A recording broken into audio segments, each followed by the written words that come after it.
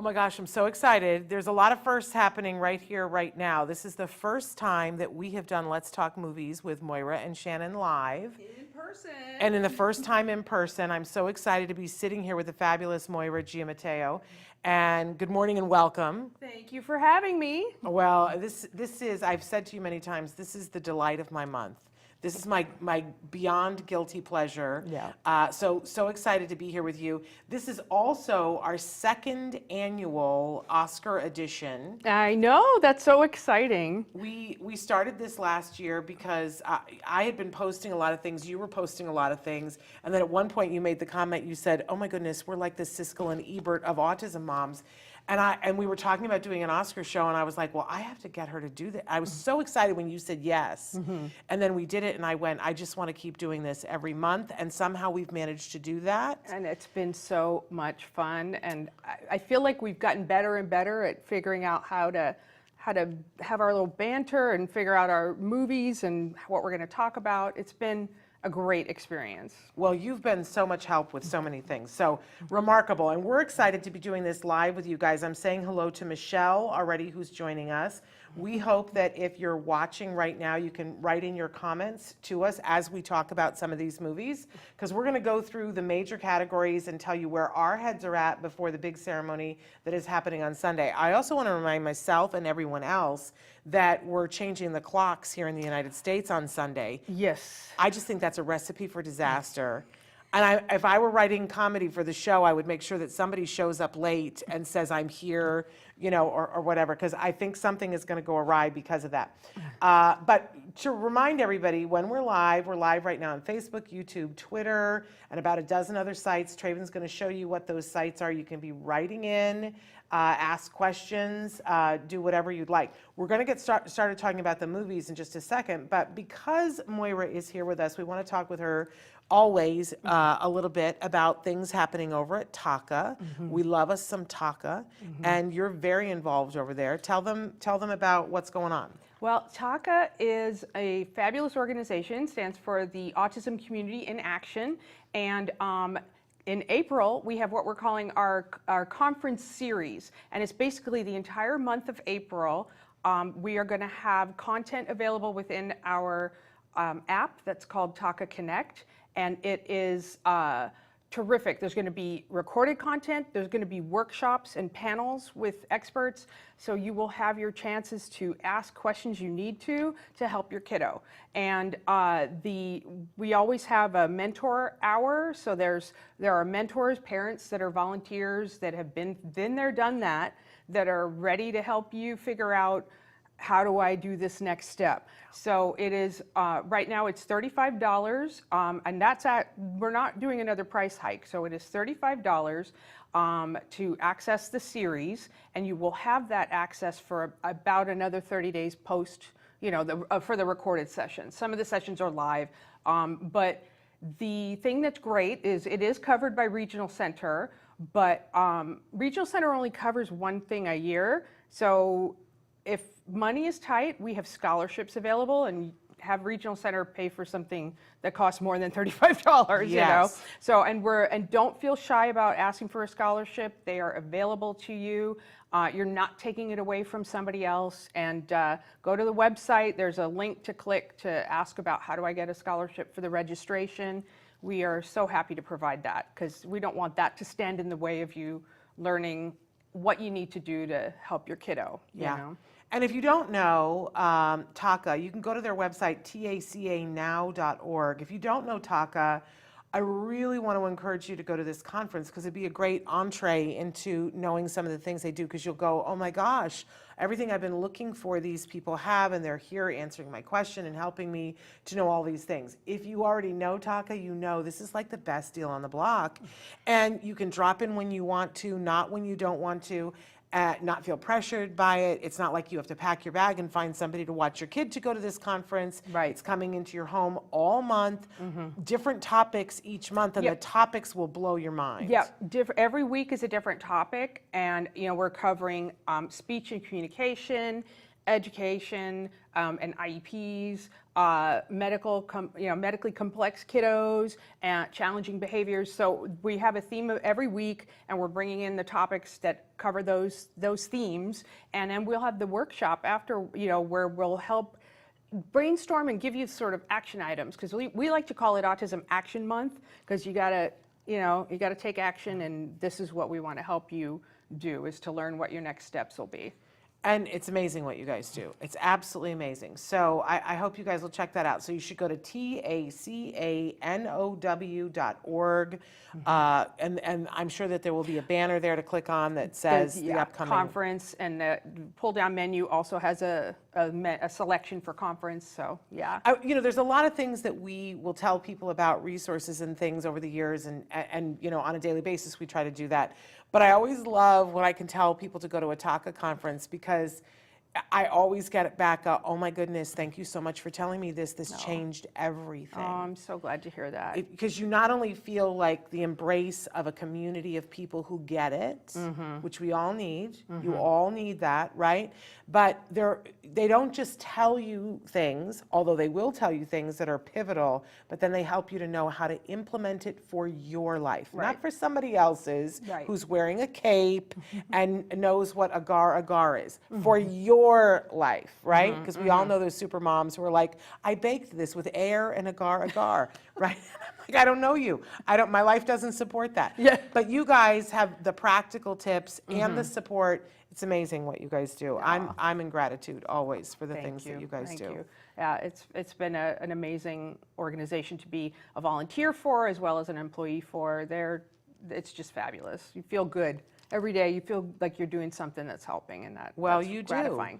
You do. And you specifically were somebody who helped me on my journey, which is how I met Moira. So get yourself that. You all deserve that, to have people that are in your corner that you can ask a question. And you have all kinds of things, not just this conference, but the conference is looming large, and you guys should participate in it. $35, and if you don't have the $35, no harm, no shame, apply for a scholarship. I, in fact, was a recipient of a scholarship way back when. Don't deny yourself having some support and getting some questions answered. Anything else? I think that's good for, I want to push people towards that, because I think that it's right around the corner. We're almost halfway through March. So there we go. There we go. Okay, so now we get to talk about the Oscars and the movies. And it may be that maybe you haven't seen any of the movies, because I know people who are like, I haven't seen anything. I don't really care. And they're like, I wish I knew, but I don't know what's going on. So we're going to go through some of them for you to give you an idea. Maybe you're going to an Oscar party or you're doing one virtually online, and you don't know what to put on your ballot. You can, take either one of our suggestions. Sometimes we agree, sometimes we don't. But I love that. That's actually my favorite thing, when we don't agree. Me too. Because I learned something about what you saw in the movie that I didn't see, and we agree to disagree. So anyway, let's jump right into this. Okay. And we're going to start out with the first category that is often, I don't know if it's going to be this time, but often the category that they give the first award to. I never have understood why, but Best Supporting Actor right here. So I'm going to read the nominees, and then I'm going to let you, because you are so eloquent the way you talk about the different movies. So, but in this category, from Banshees of Inisherin, we have Brendan Gleeson, Brian Tyree Henry from Causeway, Judd Hirsch from The Fabelmans, Barry Keoghan from The Banshees of Inisherin, and Ki Hugh Kwan, hope I'm not saying it wrong, Everything, Everywhere, All at Once. What do you think, Moira? Well, okay. My statement necklace might be a little bit of a giveaway. Which I love, by the way. My little statement piece in my hair. I went to Michael's and got some googly eyes because I needed a statement necklace. So that's a little bit of a giveaway. But I am really glad that Brian Tyree Henry was acknowledged, because he's an actor I just discovered recently, and I just think he's wonderful. And I was very happy that he was acknowledged, and he's hopefully got a long career ahead of him because I think he was great.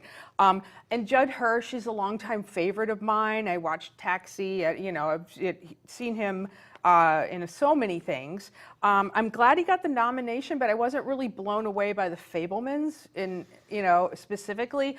And I felt like, in a way, Hirsch was kind of over the top, but I feel like we kind of needed that because he was this larger-than-life character, and he injected a little bit of energy into it. But I felt like it was, I think maybe Spielberg was too close to the topic, so I'm like, but we can talk more about that in the Best Picture category. Both Brendan Gleeson and Barry Keoghan for Banshees of Inisherin, great performances. Not crazy about the movie. Found it like frustrating, but I don't know, maybe I was supposed to be frustrated by it, who knows. But I think that, Brendan Gleeson is always good, but I really went away with an impression of Barry Keoghan, and I just thought, oh my, who is this young man? And he was just terrific. And if I'm not wrong, I think he might be from Brodie Ferry, Scotland, but I could be wrong. So somebody correct me. You can look it up and let us know in the comments. But he broke my heart. But my pick is Ke Huy Quan, who I also hope I'm not butchering his name. Hollywood loves a comeback story, and I love him. And I feel like it's been just delightful to watch him be so appreciative of getting this second chance. It also underscores, like, why does somebody so talented as he not find any parts until now? It's a little frustrating, but thankfully he has been acknowledged now, and he's physically different. His physicality in the different parts in Everything Everywhere All at Once, it's like a multiverse, kind of different versions of life, and so everybody in that has to kind of play different roles, and he did a wonderful job at that. He looked so elegant in a tuxedo, and then he looked like oh, I got to get my work done when he was, in the sort of the working man kind of version of his life. So he's my guy. How about you? I'm in total agreement with you. I think he's the clear winner. We look at the Oscars all the time and we go, okay, sometimes you have to look at who had the script written in a way that they had the range. And as you said, he, hands down, he had the best opportunity. He had so many different things that he could play. So the range of what he showed us was amazing. We also take into consideration for the Oscars, sometimes it's a little bit political, right? Sometimes that's a part of who wins. And also there's the emotional part about it. Like, who do we want to win? And I think there's a lot of people on that list that a case could be made for a lot of different parts of that. But it seems to me that he is the clear winner in all of those categories. The performance is flawless. He's such a range. It is an emotional choice. It's also a political choice and a statement about making sure that often the Oscars is been accused of being the Oscars so white. And so I really expect that he will win. But like you, I think that Barry Keoghan's performance, I didn't have a problem with anybody who was nominated. Right. Honestly. In this category, I'm like, that's all good. I saw Causeway. I think Brian's performance was amazing. And I too am a new fan of his. But I think that, and I love Brendan Gleeson, although his son is one of my favorite actors ever. Oh, Donald Gleeson. Yeah. Oh my gosh, what a great actor with range. Yes. Oh my goodness. Yes. And you can see that where it comes from. He's inherited from his dad. But I do think that if I had to make a second choice, it would be Barry Keoghan. I think his performance was so nuanced in a film that was so deeply, to me, had problems with the script and the direction. But I thought that the performances were all pretty on par, and he would be my second choice. But I think it's a distant choice. I don't think that there's any chance that we're not going to see the winner that we both agree on winning that. Okay, I think you're right. So we're in agreement. What do you guys think? If you disagree, please write in and tell us. We're going to move on to the Best Supporting Actress. I will need you to full screen it for me, Traven, because I'm blind as a bat today. So in this category, we're talking about Angela Bassett, nominated for Black Panther: Wakanda Forever. Hong Chow, excuse me. Pardon my pronunciation of names. From The Whale, Carrie Condon for The Banshees of Inisherin, Jamie Lee Curtis for Everything Everywhere All at Once, and Stephanie Sue for Everything Everywhere All at Once. What are your thoughts, Moira? Well, again, the statement necklace says a lot. But there are two people from that film in this That's category. right. Well, Angela Bassett is amazing, and I do feel that she elevated the film. I like that a Marvel film has an acting nomination because I do feel like that's a groundbreaking thing for Marvel. Yep. And I'm pleased with that. She had really pivotal scenes, but not a lot, but she nailed them, and it's not nominated for Best Picture, so that always, that's always a but it happens. Sometimes the performance goes above what the film is. But yeah, I don't think that it's her year for this. I'm not mad that she was nominated, but I don't think she should win. Of the other folks, Hong Chow, she was amazing in The Whale. Amazing. And she was like so brittle and bruised and vulnerable. And I loved the way her character was revealed piece by piece through the film. And I really happy to see her in more stuff. She was amazing. I mean, she really was. So again, wouldn't be upset if she got it. Carrie Condon and Banshees of Inisherin was another bright spot in that film, and I'm glad she got the recognition. I call her the voice of reason, but also compassionate when being brutally honest, and I like that about her.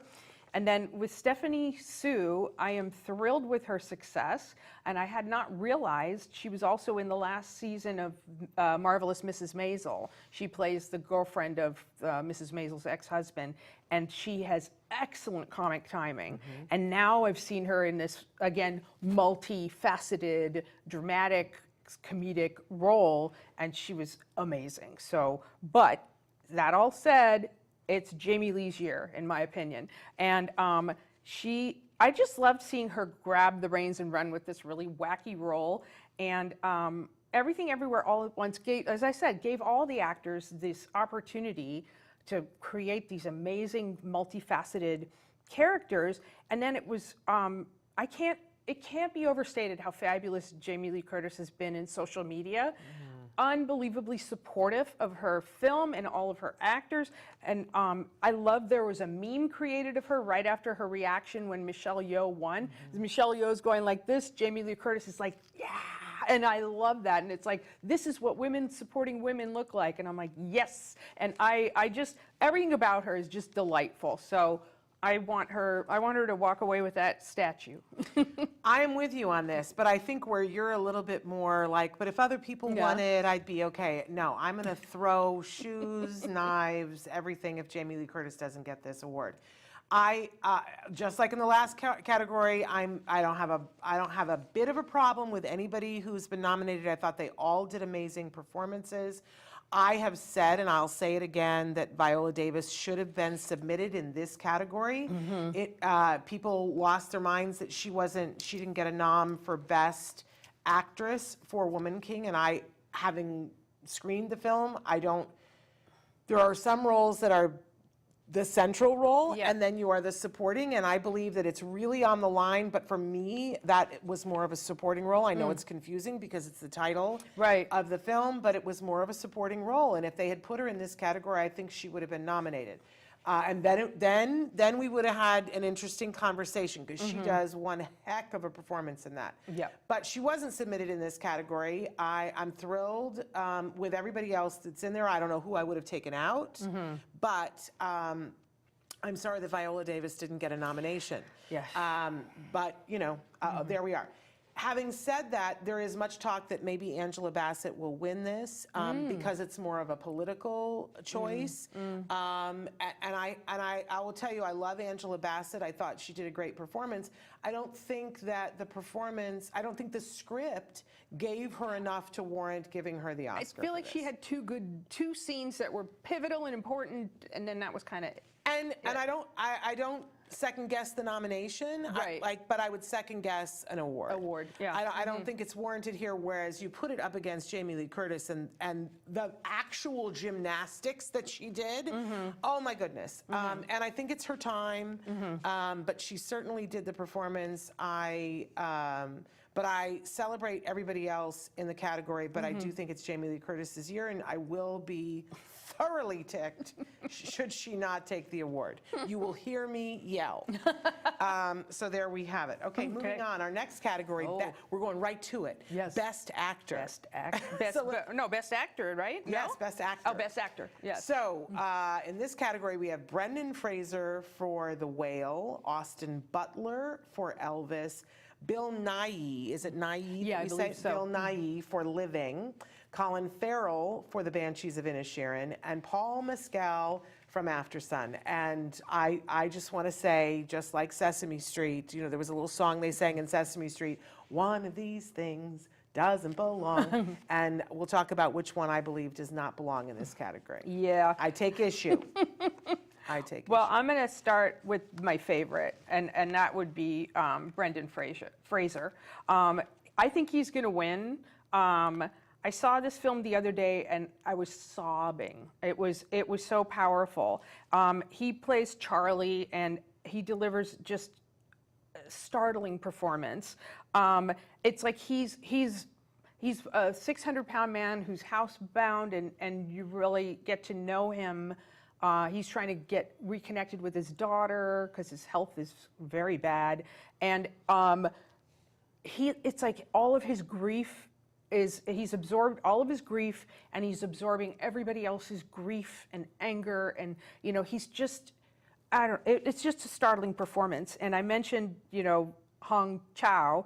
But I also need to give a shout out to Sadie Sink, who plays his daughter. And I wouldn't have been upset if she had been nominated, because she was amazing. She plays this teenager that's so filled with rage, but she managed to walk that fine line of becoming like a whiny nuisance, and actually you sympathize, even though she does some horrible things, and you're like, I don't understand you, but wow, she was incredible. So let me think. There's some criticisms about the depiction of the character being a 600-pound man, but I'm not a big fan of Darren Aronofsky's in general, but I think what he did was force us to confront the reality of Charlie's situation, and then also see the humanity, you know. And I keep thinking about the Elephant Man when I think about this film, in a way, you know, of like just that. Anyway, I could go on and on.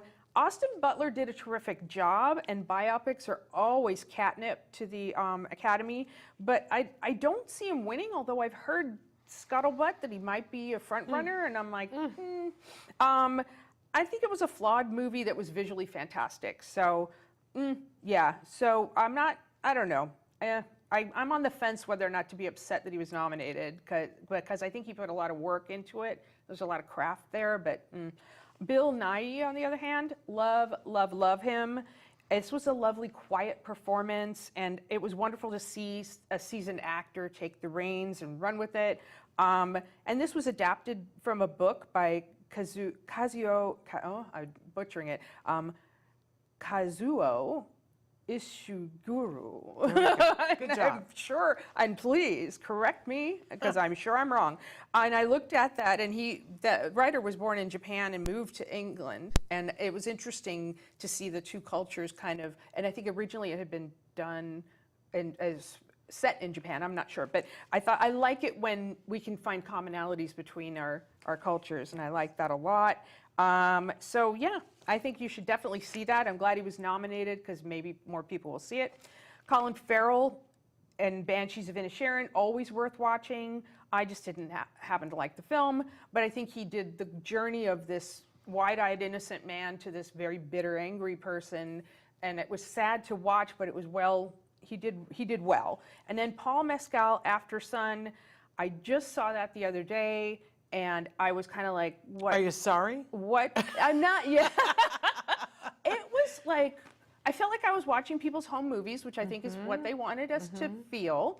I also felt like sometimes I'm like, is he in the scene? I can't see him. So him being nominated in this category, I'm like, I don't know. We could probably argue that he was the supporting actor. And I just wasn't crazy about the film, and it was very subtle. I had actually read the review. I didn't think I was going to have time to watch it before the show, so I had read the review of it before, and I felt like I had the Cliff's Notes, the cheat sheet, and so I think I saw more. My husband was like, "What's going on? I don't know what happened." And I'm like, I had an advantage, so not a fan, but. Yeah, well, Paul Mescal is the one that I feel doesn't belong in this category, and I agree with you. I don't think he belongs in the actor category. Like, if you wanted to put him in the best supporting actor category, then we could have a discussion about it. But I don't think he doesn't have enough screen time to be a best actor nomination. And it's not a movie I liked. But what's interesting to me is I just had this epiphany. If you look at the 5 films, there's only one film that I liked. And that one I loved. Oh. I loved Living. I loved that. Now, I appreciate performances, and sometimes a performance can be brilliant, but I don't like the film. Right? And that is certainly the case for The Whale. I did not like the film.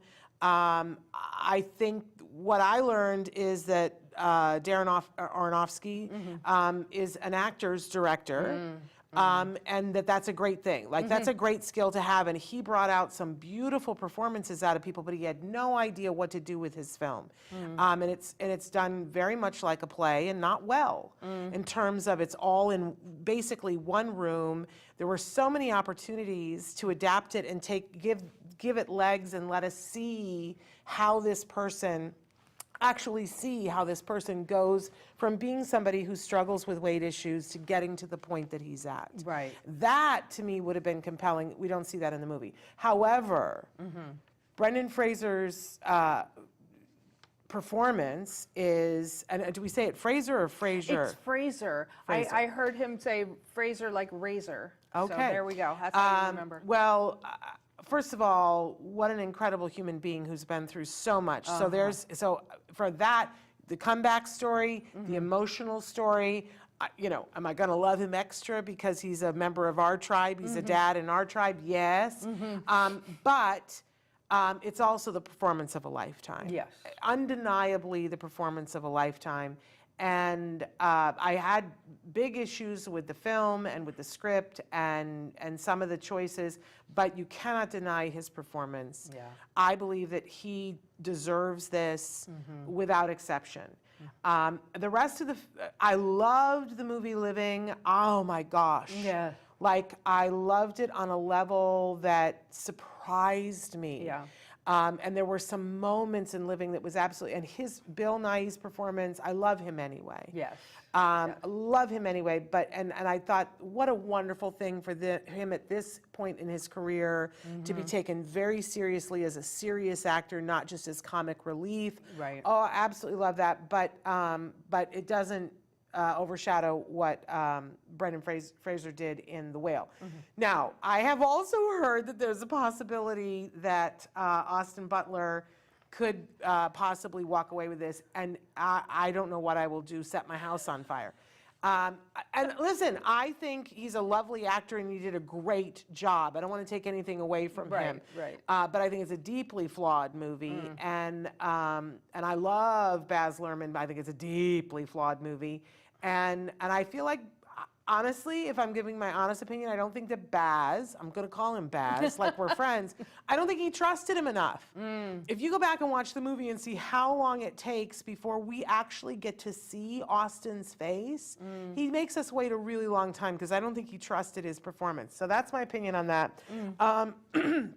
And Colin Farrell, who I love, also a member of our tribe, a parent in our tribe. I didn't think about that before. I wished he had been nominated for 13 Lives. I don't know why 13 Lives isn't on this list. That also makes me mad and want to throw things. I'm throwing a lot of things today.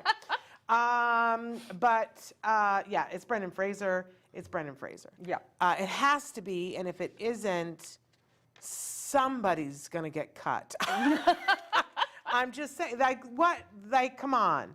No. Come on. He ticks all the boxes it has to be. That's Yep. all I'm saying. Yep. Okay, let's move on to the next category, which is Best Actress. That's right. Here we go. So a lot of controversy in this category. We're going to dig into it.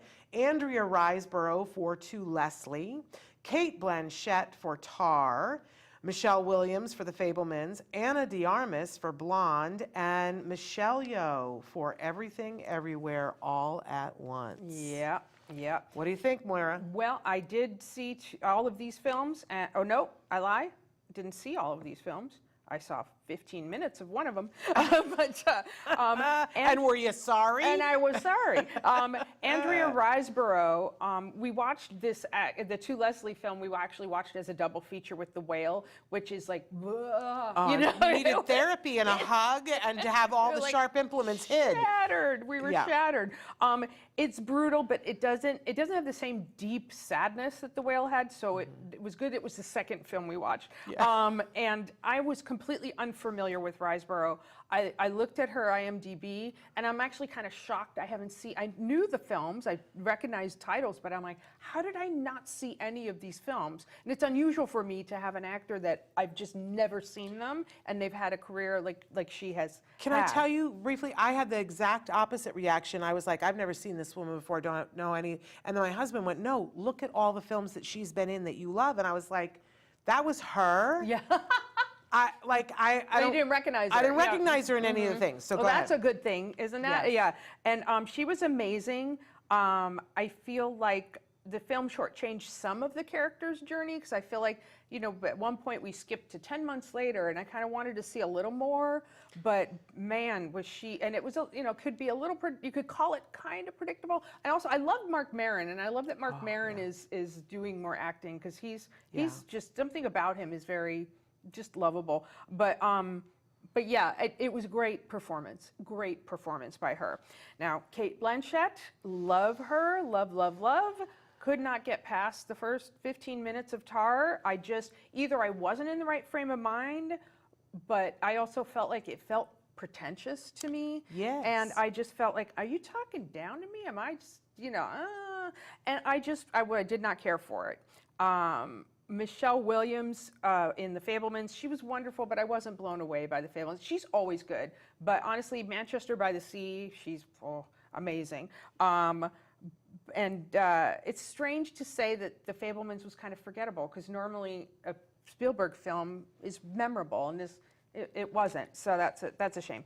Ana de Armas, bless her heart, I just want to give her an Oscar for getting through the filming of that movie, because it was a difficult movie to watch. I felt like they gave her one version of Marilyn to play, which she played incredibly well, but it was so horrible, the film in general, that I just went away from it going, these people don't like Marilyn Monroe. In fact, they hate her, and I feel like she did well with what she was given, but, bless her heart is what I'm saying. So Michelle Yeoh, she's my lady. I love her, and I think it was all the planets aligning, and this was the right point in her career. It brought together all of her skill set, and it's just marvelous. So I'm very pleased, and I'm hoping that she gets that Oscar, because I think it would be a wonderful, wonderful thing. Yeah.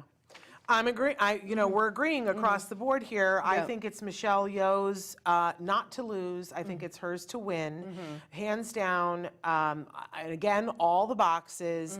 A fantastic performance that spans really what you would normally do in 12 films. It's the emotional choice. It's the political choice. And for all those reasons, she has to win this.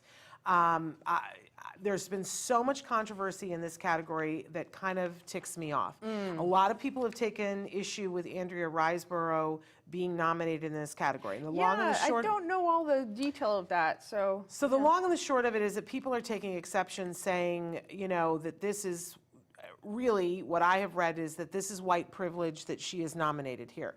Because in order to be nominated for a film, I didn't know this before this conversation. So I always love that, we elevate the conversation by when we have controversy, right? That in order to get submitted, it's like a $20,000 entrance fee to to put the person up as a possible Just nomination. as a possible As candidate. a possible candidate to be Wow. nominated. Now, normally, the production company will put people up and say, we're allotting this much in the budget to put them forward. And we've seen across the board this year, there's all this controversy because people were or weren't put up for different things.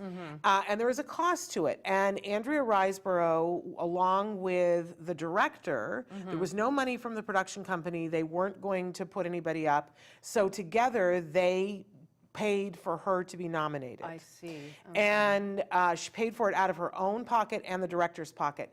And then, you know, they didn't have any money to put up billboards and do things, which is what would have happened. You know, the production company for Tar put billboards everywhere for Cate Blanchett and sent out DVDs to people and said, please watch this film. Right. That is what normally happens. Andrea Riseborough did not have that. The director of the film did not have that opportunity. So what they did was they went to a couple of their friends and said, you know, would you be willing to host a screening? And they were very high-level, influential Hollywood people. And everybody's like, oh, well, what about the people who don't have the opportunity to do that? I get that, but the issue is not with Andrea Riseborough. Right. The issue is, why does it take money yes. for anyone to be Right. nominated? Why does Cate Blanchett have the opportunity to be nominated for a horrible film? I'll talk about that in a second. So, but I think the issue that people were having is, you know, why isn't Viola Davis in this category? Why isn't the lovely actress from Till in this category? Now, I will have those conversations, but I think that Viola Davis isn't because she didn't have a big enough role in the film. We can argue that, you can disagree with me, but the actress for Till, I don't know why she's not here. But I don't think it's Andrea Riseborough, and I will tell you, I saw the film, To Leslie, and her performance warrants her being here. She earned her way into this category, and she did it with her own ingenuity. Let's talk about Cate Blanchett. I don't think she belongs in this category, but I don't think this film belongs in Best Picture. I think it's interesting to me that Tar is the most misogynist movie I have ever seen, except for one other, Blonde, which is also in this category. And I have a real problem with both of these films. Yeah. And I will say that I know, you know, as an actress, sometimes you read a script and you don't really know how it's going to be and whatever. But I have said that I think that Ana de Armas is going to need therapy in the coming years over what happened in Blonde. And I think it's shameful, absolutely shameful. It makes my blood boil. And I think the way that the film dealt with women and with Marilyn Monroe was disgusting, disgusting. And the way the script was done, I know people, in my life I have known people who knew Marilyn Monroe well, were roommates with Marilyn Monroe. Wow. And even there's one little part in the film that somebody says something and then it never is flushed out in the film, but the person says, Marilyn Monroe is the smartest person in the room. And that was true. And we didn't get to see that side of Marilyn. So I have issues with that. But in Tar, look, it's undeniable that Cate Blanchett is a brilliant actress. I don't think she's particularly good in this film. But the script is very pretentious. I don't know how anybody could watch it and not feel talked down to. And I think the film is anti-women. And I also think it makes the case that people who are predators, we should not negate their work. That's the thesis of this film, which is trash. Just trash. So that's how I feel about that. And the fact that she won the BAFTA makes me want to spit knives. I didn't like The Fabelmans. I made no bones about that. And I love Michelle Williams. I didn't like her in this film. I said, what is this, her answer to being mad that she didn't get cast as Judy Garland? I mean, she was the wide-eyed Judy Garland kind of, and people have said to me, no, but that's how Spielberg's mother was. And I was like, I didn't get it. I didn't get it. You know, are we just doing impersonations of people in our real lives? Because then why wasn't it called The Spielbergs? I didn't think the performance warranted this nomination. I'm sorry, that's how I feel. So, having said all of that, Michelle Yeoh has to win this. The only other person I would consider getting this award would be Andrea Riseborough, and the rest of it I would shove into the ocean. not disrespecting their attempts at performances, but I don't think that they warrant even the nomination, but certainly not the statuette. So this is how I feel That's about how it. you But feel ask about me that. how I feel, You're whatever. blocking. You're blocking. Gemma, we're saying hi. We're saying hi to Maria and Michelle and Gemma. We're saying hi to you. You're in the UK and identify as being autistic, and you do your own autism content. I'm thrilled, thrilled that you are here. Thank you so much. Write in and tell us if you disagree with, if you've seen any of these films and you disagree.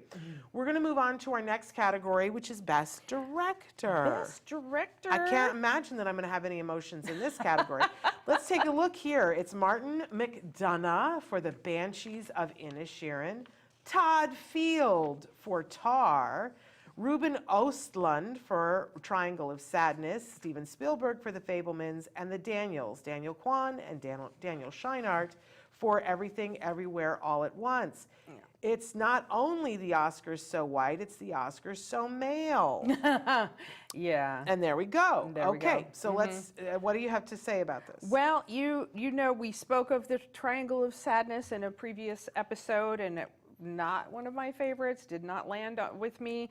And then Tar, Banshees, and The Fabelman, I felt were just meh, or I didn't like Tar at all. But so in my opinion, the only choice for me is the Daniels, is Everything Everywhere All at Once, Daniel Kwan, Daniel Scheinert. That's what the planets aligning, and what a director's job is to get their vision to the screen. And also give the opportunity for all these really talented people to explore their talent and reach for the stars. They succeeded in every aspect of this. And I believe they're the writers as well of this. So in fact, give them all the prizes. Yes, we're going to see in a second. The thing that was so shocking as I was preparing the slides for this is that the Best Director category is the exact match of the Best Original Screenplay. That all of these gentlemen not only directed these films, but they wrote them. In some cases, they co-wrote, but yes, it matches exactly. So very interesting. It almost makes the case that anymore, if you're going to be in the Best Director category, that it has to be so completely your vision that you were involved in the screenplay as well, which is interesting to me. So yeah, for me, now, we totally disagreed on the Triangle of Sadness. We did, yeah. So if you guys think that Moira and I agree on everything, let me just point out that no, I loved Triangle of Sadness so hard, and she hated it. I think hated it is about accurate. as much. Yeah. But I loved it. So I even said that if I were unmarried and younger, I would want to have Ruben Östlund's children because I loved it that much. So that's a lot for me. Yeah, I can't wait. This was his first film in English language. Okay. So I can't wait. I'm going to go back and watch all of his other films, and I can't wait to see what else he does because he's vibing on a vibe that I'm really into. Really connecting to. I'm really, because it's different and it's weird and I love it. So, let's talk about everything else that I want to shove into the ocean. Really, I've made no bones about the fact that I really did not like Banshees of Inisherin, although I'm going to say the more time that goes, the more I'm starting to understand a little bit about it, but I still don't like it. So there's that. I'm never going to like Tar. There's not ever going to be a day that I'm going to like Tar. There's never going to be a day that I recommend it to anybody. I've heard people talking about how Todd Field is a genius, and I am threatening to unfriend them. Because I'm like, if you think it is a genius to make a movie about how predators can have a platform to justify how their work should still be lauded, I really don't have time for you. You know what I'm saying? Like we can have lots of differences, opinions, but if that's what you want to put your creative life into, I can't do it. I am not a Steven Spielberg sycophant. I'm not. I appreciate and I've loved many of his films, but I have also accused him of taking his thumb and sticking it in front of the camera, that he's too present for me as a director, that when I watch a film, I want to get lost in it and not be seeing your point of view. I want to discuss that later on and go, look at this, look at that. Yeah. But I feel like he puts himself too much in the films. And I felt that in The Fabelmans, he was too close to it. I think Yeah. you said that you felt the same way, but you love him. Yeah, I have great love for him, but don't always I feel like he needs to have somebody assigned to follow him around and go, no, Stephen, Yeah. you're putting yourself too much in it. Pull back. Right, Yeah. that's, but I think his vision is worthwhile, but, and so for me, it is the Daniels. Yeah. They deserve this for Best Director. This is cutting edge, take things in a new direction. It's like, your heart jumps out of your chest and goes, what am I watching? It's like there's, I said I think it might be even too much, but it certainly is, worthy.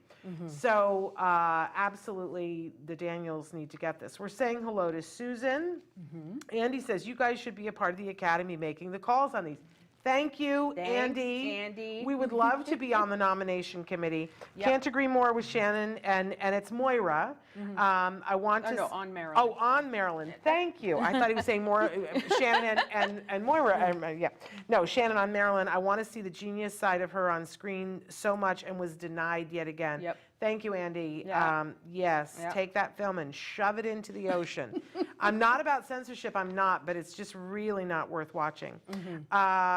Okay, so let's move on now to the identical list category. for Best Original Screenplay. We have Martin McDonagh for The Banshees of Inisherin, Todd Field for Tar, Ruben Östlund for Triangle of Sadness, and here we have a slight change that we're adding Tony Kushner to Steven Spielberg for The Fabelmans, but once again we have the Daniels, Daniel Kwan and Daniel Scheinert for Everything Everywhere All at Once. Yep. Would you like to change your answer?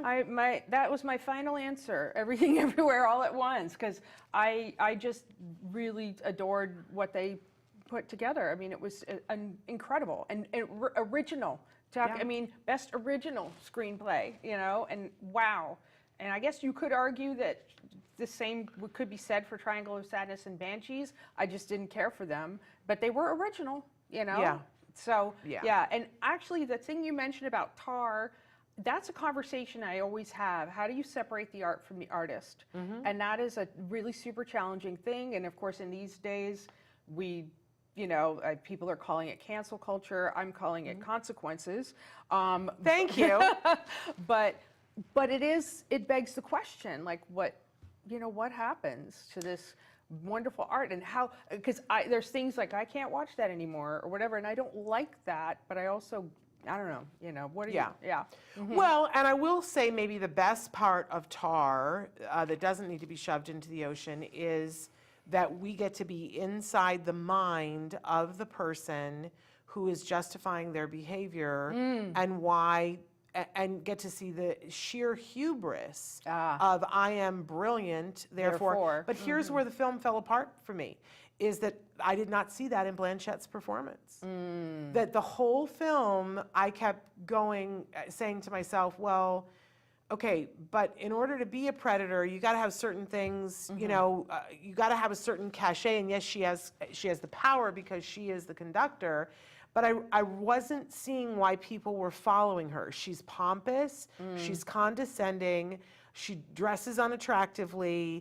Like I was like, what is the attraction here? It must be that when she conducts, that you just want You're to transported, right, that you want to be a part of what she's doing. Because I mean, I can watch Dudamel and I go, I would like to be his best friend. Yeah. Because he emotes and she gets up to conduct, and I think it's some of the worst acting I've seen. She does not look like she knows what she's doing. If you've ever been to see, I think it's bad.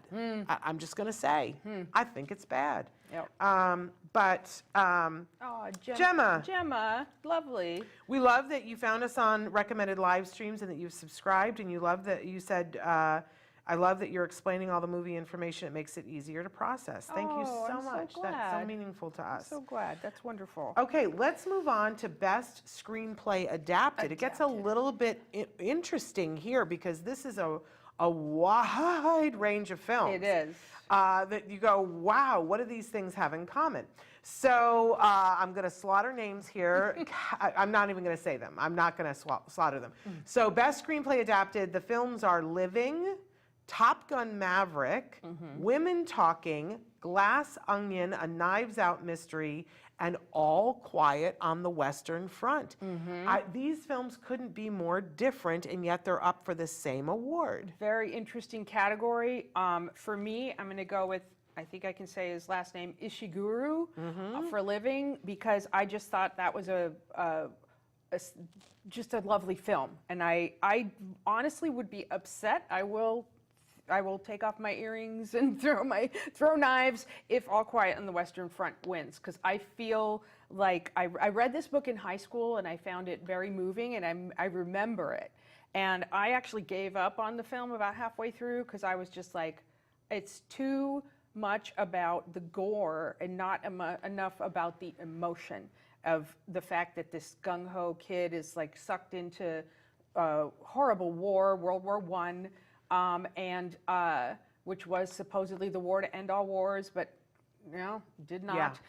Didn't take. Didn't take. But it just sort of lost that. It lost the emotion for me. So Top Gun Maverick and Glass Onion, I don't know, I mean, I liked both of them, but I'm not sure. I guess I'd have to, part of me feels like I'd have to be familiar with the source material in a way, and maybe that's not fair because I'm not familiar with the source material for Living, but what are your thoughts on that for adaptation? I'm in a little bit of a quandary in this category because I'm thrilled that Top Gun Maverick is in here because it's a surprise, but the script is really good. Yeah, yeah. And so I'm glad that it got the nomination, but it would be weird for me if it won.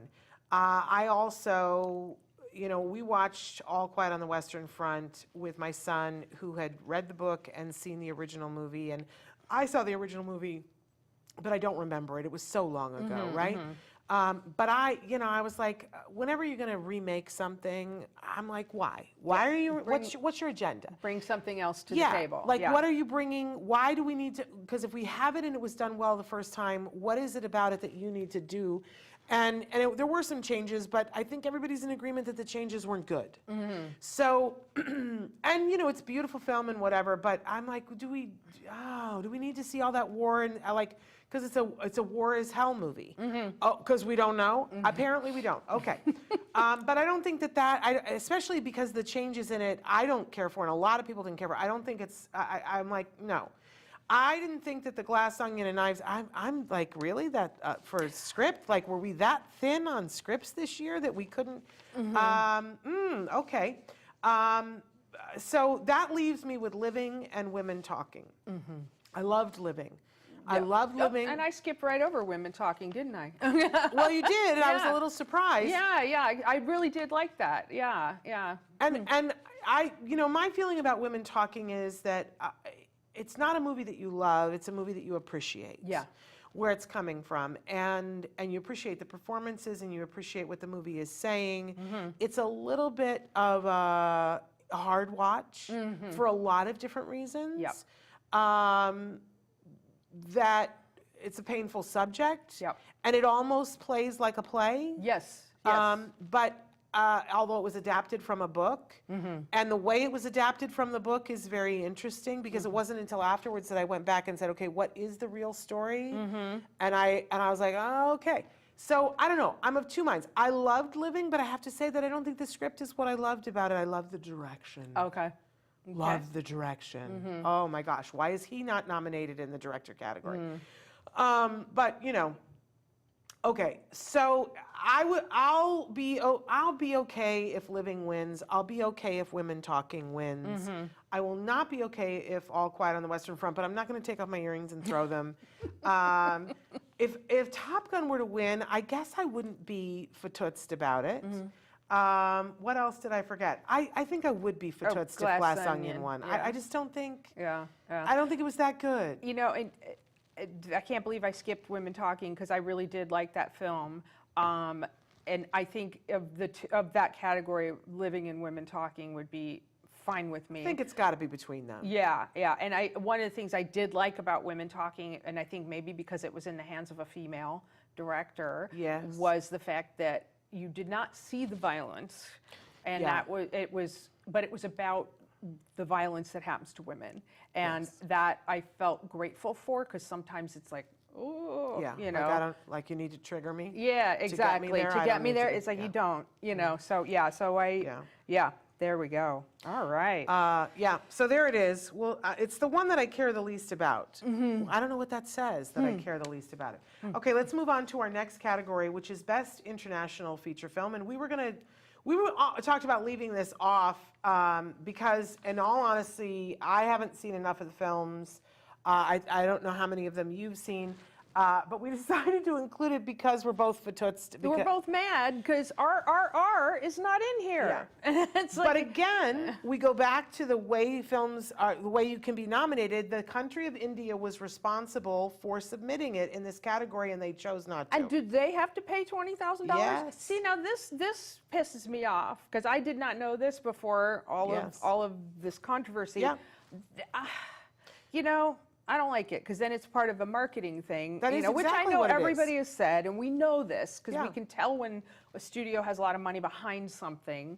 But this is so exclusionary. You know. Well, it is. Yeah. And apparently, countries are only allowed to submit one film. And so India submitted something else. I don't know what they submitted, but it didn't get nominated. And it's so, it is the, and I've heard people say that they didn't because they thought that RRR would be up for Best Picture, and the fact that it's not is criminal. Right. I disagree with that, want to throw my shoes for that. But anyway, here we Yeah. are. Here is what actually is All Quiet on the Western Front, Argentina 1985, The Quiet Girl, Close, and EO. Yeah. Do you want to talk about anything? Yeah, I only watched half of All Quiet on the Western Front, so I really can't speak to this category except for my annoyance of RRR not being included. But you don't feel that All Quiet on the Western Front should get it? You know, it's funny. I think I'm more forgiving of like welcoming in a foreign film, like because I think Parasite got both. Yes. And that didn't piss me off because I love No, Parasite. I was glad. But it's one of those like sometimes, oh, you're going to get this, but you won't get that. Is sometimes what I see happen with the Yes. Academy. So I don't know. I guess I don't have. The strongest feeling I have is RRR, and it's not here. Yeah. So. Well, I did watch All Quiet on the Western Front, and I toughed it out through the whole thing. I did watch all of Argentina 1985, which I think it's a good movie. It's a flawed movie. It really centers on a political thing that happened in Brazil, and if you don't know what happened, which I was away at college and didn't have a TV and didn't follow this thing that was happening in Brazil, so I didn't know. And once you get to the end and you understood what happened, I almost think I would enjoy it more the second time because there are dynamite performances in it. I will say that. I have not yet seen The Quiet Girl. I intend to watch The Close this weekend, and I've heard amazing things about Close. This is a Swedish film about two little boys that are friends that somebody says, oh, I think that they're gay, and I've actually read an article about that. and yeah. I'm People looking for. I've love heard it. it's great. Yeah. And I have not seen EO and The Quiet Girl, and I can't even speak to those. I don't really even know what they're about. So that's not fair. But I will say that in all the polls, it has it neck and neck between All Quiet on the Western Front and Close. Okay. But it has All Quiet on the Western Front winning, and so I can't really speak to, because I haven't seen Close, but from what I've heard about Close and what I saw in All Quiet on the Western Front, I'm going to be voting for Close. So there we go. There you go. Actually, All I'm going to write in RRR, Yeah. and that's what I'm going to do. Okay. And now we have arrived at Best Picture. Best Picture. And of course, now we have 10 films to choose from, and yet somehow there seem to be ones that are missing. Okay, so let's go down the list here. Top Gun Maverick, Women Talking, The Banshees of Inisherin, Everything Everywhere All at Once, Triangle of Sadness, The Fabelmans, All Quiet on the Western Front, Avatar, The Way of Water, which we have not discussed at all. Isn't that amazing? Because it wasn't nominated for anything else in the categories that we discussed. Elvis, and Hapatar. There we go. All right. those- Well, go you know ahead. my pick. It's my statement necklace, Everything Everywhere All at Once. But I have to take a moment to comment on Avatar. Go for it. We did go to see that, and it was in 3D, went to the movie theater, and it's a spectacular, beautiful film, but which is basically a travel log for come visit Pandora, and look at our beautiful oceans. And the story was kind of non-existent. It's the weirdest thing because I feel like James Cameron is a good storyteller, but it's like he forgot to do it this time around. So, and now there's going to be 2 more of them. So I'm like, okay. But I will say, one thing you should do if you can, if you're given the opportunity and you're at Disney World's Animal Kingdom and you're in Pandora, there they have they have Avatar Flight of Passage, which is breathtaking and incredible. So do that instead of seeing this movie. That's my opinion. Okay. And then what I do for my Oscar party that I hope to get back to doing next year is I make food choices based on the Best Picture. So for Top Gun, it's going to be wings, because you can bing my wingman anytime. And then for Women Talking, for the Mennonite community, I'm going to go with Dutch apple pie. The Banshees of Inisherin would be fish fingers and fingerling potatoes. So that'll be fun. Everything Everywhere All at Once would be an everything bagel, or like you had mentioned hot dogs. It should be the hot dog fingers. Triangle of Sadness, I would pick Doritos because I just think they're sad. The Fablemans, they celebrated a Jewish holiday in the film, so I'm going to order something fabulous from my local Jewish deli because that would be wonderful. And then All Quiet on the Western Front, going to go with bratwurst. Okay. Avatar's got to be sushi. Elvis glazed donut. And for tar, it would either be steak tartare or tuna tartare. Okay. I don't know how to do a pretentious dish, but that's pretentious and it has a name in it. Yeah, I love so that. there you go. That's love that's that. my thought. But yeah, my vote for Best Picture would definitely be Everything Everywhere All at Once. And I was wondering what you think constitutes a Best Picture, because I think there's so many moving parts with filmmaking that it's like, how is this one better than that one? And it's hard to compare because they are so different. Yeah. But I think there are elements. Yeah. And of course, my pick for Best Picture is also Everything Everywhere All at Once.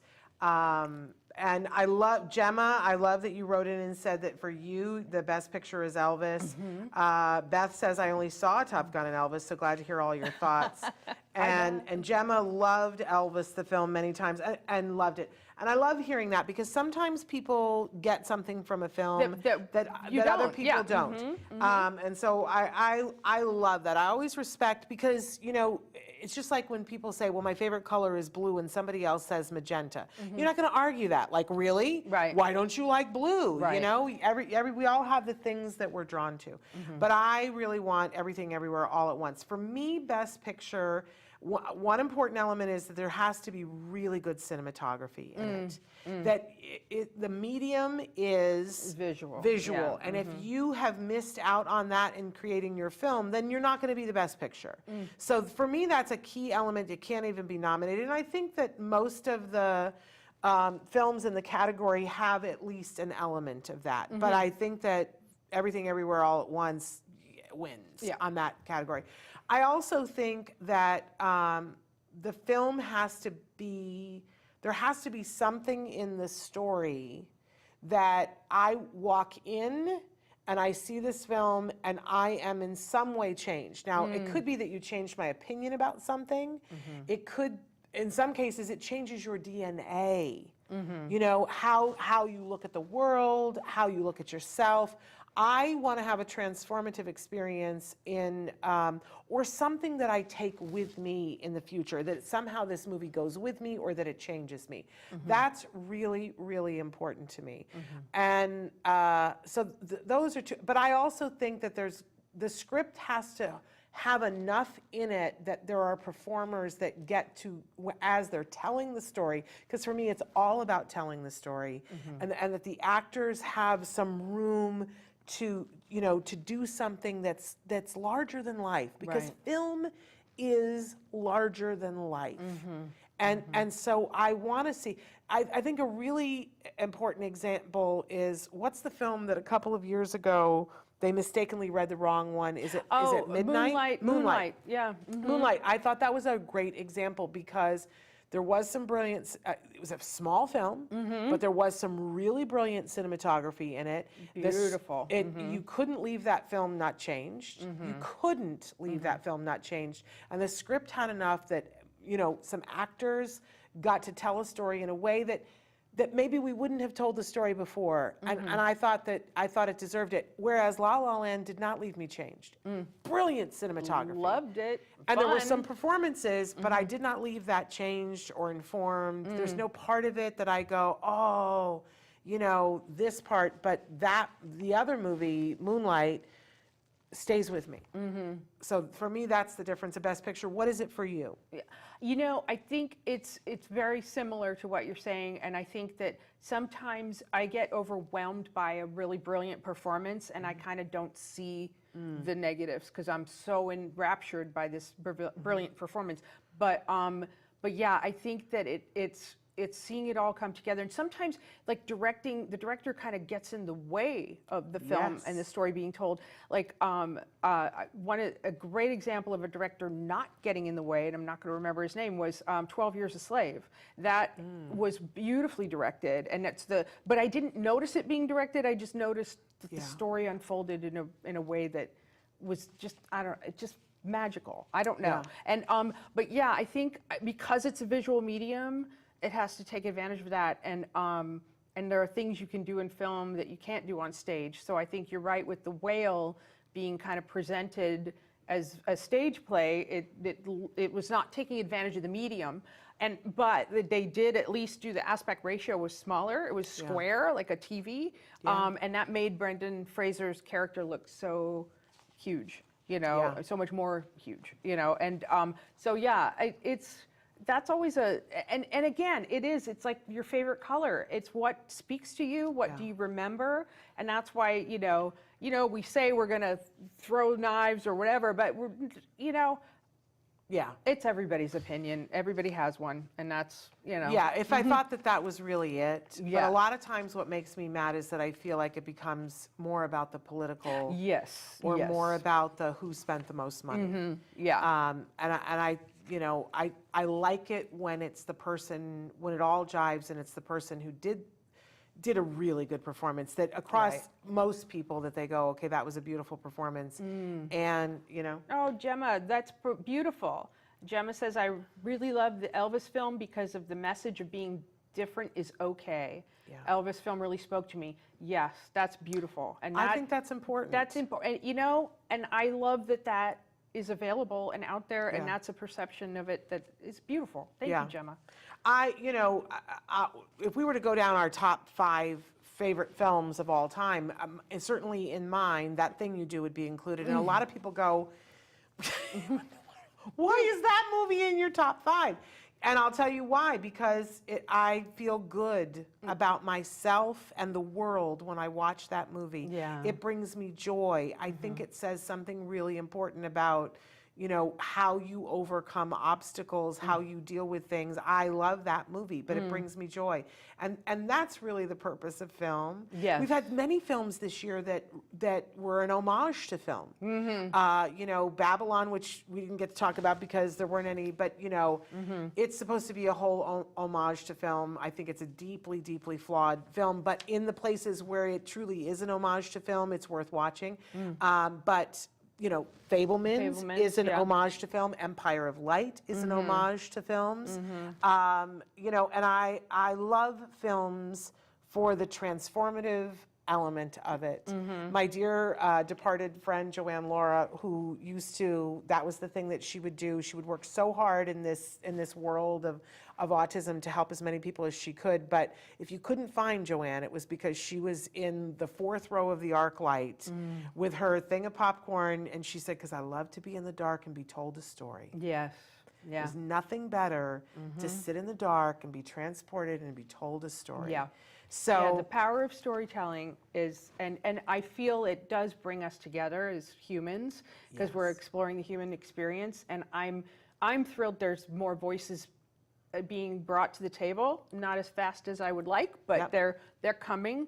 And I want that. I want to see the perspectives, different perspectives, and see where we have commonalities, you know? Yes, and I hope that the Academy takes a real hard look at how the nomination process is, and if you have to pay to play, that's a barrier. It's an issue, and yay to Andrea Riseborough for deciding that she was going to take the reins herself and pay to nominate herself. Right. But I don't, nothing should be taken away from her. Right. No controversy should be attached to her, but it should be attached to the To the Academy, Academy, yeah. and it should be looked at. It absolutely should. Okay. Amen. We're out of time. We've gone a little bit over, but we appreciate all of you who chimed in. And Gemma, so glad to have you here. Welcome you to our other conversations on our other shows. I do want to say that the next time that we will be doing this show will be during the Autism Network Podcastathon. We are going to be doing a 44-hour, we're going to try, 44 hours live, nonstop for the Autism Network. And each hour, if you go now to autismnetwork.com, you can click on, there's a little red box that says Podcastathon. If you click on it, you have many different things that you can look at, but the calendar, I've started putting information in there so you can see what is in different hours. Every hour it's a different topic, different hosts, different subjects. Obviously there will be, we're going to give you plenty of opportunity for Ask Dr. Doreen so you can ask questions of her. There are a few hours of Autism Live where I've got some great guests. In the first day, I get to interview Dr. Stephen Shore and Dr. Temple Grandin. It doesn't get better than that, my friends. But we have several other entities that are going to be taking over and doing their podcasts, things like the Autism Dadvocate, the Just Two Dads, the Autism Driven Dad. We got the dad thing covered because we don't normally have that. But also 25-year look across the spectrum with Kelly Birmingham and Jennifer Lucera. How about Turn Autism Around with Dr. Mary Barbera, or the Autism Helper with Sasha Long? I mean, it's going to be so much fun, so much information in a 44-hour time period. We're going to go, people are like, well, what time are you stopping, at 11 o'clock at night? No, we're going all the way around the clock twice. Many of you have written into us from Dubai and Australia and South Africa. By the way, we have a podcast going to be Autism What Now with Ilana Gershowitz from South Africa. We have a mom podcaster for the Autism Awareness Radio show that is very popular in India. So we've got all of these different podcasts, and they're going to take over different hours. I'm very excited that Stories from the Spectrum will also be represented, with Amy Gravino hosting some of the time, Dr. Carrie Magro hosting some of the time. So, you know, it's a little bit of everything. We're really excited about it. But we will do Let's Talk Movies in one of the hours, and we've decided our topic. That you want to say? Yeah, it is autism in the movies. And are we broadening it to movies and television, or just movies? I was thinking, well, I don't know. I'm okay with either. Because I would love suggestions. If you know, I mean, the first one that comes to mind is, of course, Rain Man, which you know, that's one of the original ones that covered the topic. So anything else, and good, bad, fabulous, whatever, we'll talk about it. And sometimes autism isn't explicitly said. Yes, that's but true. we see a character that we go, okay, this that person's looks on the like spectrum. it's very likely. And I've got one oldie but goodie that's on my top 5 of all time films that I will be bringing up, that I want to make the case that a very well-known character, I believe, that is on the autism spectrum. So, although I'm not allowed to diagnose, that's not my thing, but I want to make the case that I think it was one of the first films in which autism was depicted. And I'll give you all a hint that I named my son after a character in the film. There you go. So, because I love the film that much, it's in my top 5. All right, so that all starts on April 4th at 3 p.m. Pacific time. I'll have you guys do the math for wherever you are in the world. And then we will go live for fingers crossed, live for 44 hours nonstop, and stop 2 days later at 11 o'clock in the morning. And I will be exhausted then because I'm going to stay through the whole thing. I am going to take naps, but if you think my hair looks crazy now, let's wait and see. And by the way, in the final hour, well, first of all, let me say in the first hour, in the kickoff, who the guests are. Joe Mantegna, Oh, Holly Robinson Pete, and Kobe Bird oh, fabulous. will be our panel in the first hour. And then in the final hour, we have some surprises that we'll reveal later on. But there is a rumor going around that Dr. Grant Pichet will shave my head in the final hour. I think it's entirely possible that that will happen. And I hope that you guys will tune in because somebody in the following week will be having a big birthday, Dr. Grant Pichet. And we will be celebrating that in the last hour. Don't tell her. She's not going to watch the last few minutes of this, but it's a little bit of a surprise. So don't tell her, but we will be celebrating her birthday in the last hour as she's shaving my head. We'll try not to get any hair in the cake. But we've done this before. on Yeah, the I was show. going to say, I We've shaved my remember head you. before. You shaved your head before. I'm doing it again. That's got to be incredibly liberating. At least that's. I think we're doing it again. I think we're going to be doing a thing that across during my segments we're going to be asking people to make donations for iPads. I would like to get some iPads into kids' hands, and we're going to set a dollar amount, and if we reach it, then we will shave my head. I would like to know that if I shaved my head, that it meant that some people had the ability to communicate. Yes, yes, You know. giving a voice back. I don't need to shave my head. It's for a purpose. Yes. I've shaved my head before. Fabulous purpose. Anyway, Gemma says, thank you for raising the autism profile. I'm pleased I have subscribed. I'm so glad that you're with us and I can't wait. I look forward to more conversations with you as you watch some of the other shows. I especially want you to check out, because you said you do your own content, I want you to check out Stories from the Spectrum because that is only content that is made, created, performed, edited by individuals who identify as being neurodiverse, and maybe we have a place for you there. So take a look at it and let us know what you think. It's Stories from the Spectrum, one of the many podcasts that we do here. All right, thank you so much, Moira. This was fun. It was delightful. You are so delightful, and you're such a gift to our community. Oh, in so many ways. Same right back at you. Well, thank you. I don't deserve that. But you guys, we're back on Monday, and we've got an amazing lineup next week for you. No time to talk about it. But until then, give your kiddos a hug from me and one for you too. Bye-bye for now. Bye.